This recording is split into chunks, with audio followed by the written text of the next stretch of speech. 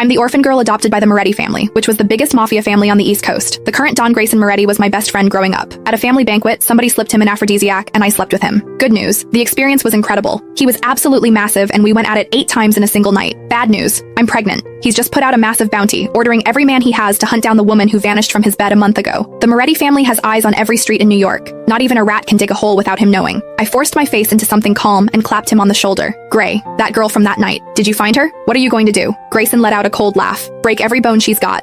Burn her to ash. Scatter what's left. At a family banquet, I slept with Grayson Moretti, the don of the most powerful mafia family on the East Coast. The next morning, he put out a citywide bounty hunting the woman who disappeared from his bed. I forced myself to look calm and clapped him on the shoulder. What if she's carrying your kid? I watched his closed eyes. Grayson lifted his lids. His irises were the deepest ice blue, the fireplace flames dancing in them. Bastard or not, she's done. He tipped the pills into his mouth and washed them down with whiskey. I want this woman erased from New York. The glass hit the oak table with a dull thud. Cheap perfume. Trash. Not worth my time. He pulled out a handkerchief and dabbed his mouth. Sloppy work. Has to be one of Fontaine's pawns. They actually think climbing into my bed gets them the Southside docks. My fingers curled against my belly, nails digging into my palm. Maybe she wasn't after the docks. Grayson sneered. If it's not the docks, it's money. Anyone who tries to play me pays for it. He stared at the surveillance still, disgust in his eyes. Anyone stupid enough to pull this shit under my nose ends up in the East River. My stomach turned over. Acid rose in my throat, and I clamped my mouth shut and swallowed it back down. My esophagus burned. What's wrong? My stomach's off. I turned my head away. Grayson stood up, took the suit jacket off the back of his chair, and draped it over my shoulders. His shirt had torn open at 2 of the buttons from his earlier irritation, revealing the hard planes of his chest and the tight stretch of fabric over his cut abs. I couldn't help swallowing hard, throat suddenly dry.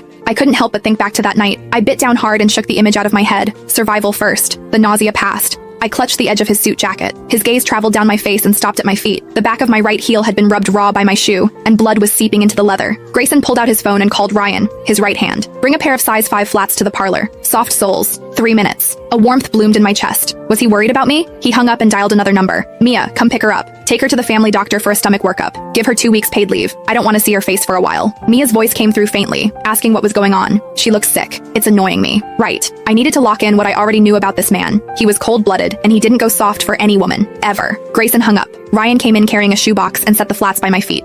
Grayson, the shoes are here. Tech says the Meridian footage needs 3 more days to restore. Keep at it. Turn the city upside down. Find her. Ryan stepped out. Grayson walked over and kicked my heels under the coffee table. You're this fragile? The Morettis don't feed you? He watched me change shoes and stand up. If they don't fit, don't wear them. No one's forcing you. I looked at the side of his face, his jaw tight. He was good to me. For as long as I could remember, the number of women who got to stay close to him could be counted on one hand. I was the one he was most generous with. Money, patience, all of it. But if he ever found out that I was the trash he was talking about, the pawn who'd played him, I knew he'd drag me to the family's execution ground himself and put a bullet in my head. I folded the suit jacket and laid it on the couch. I'm heading back.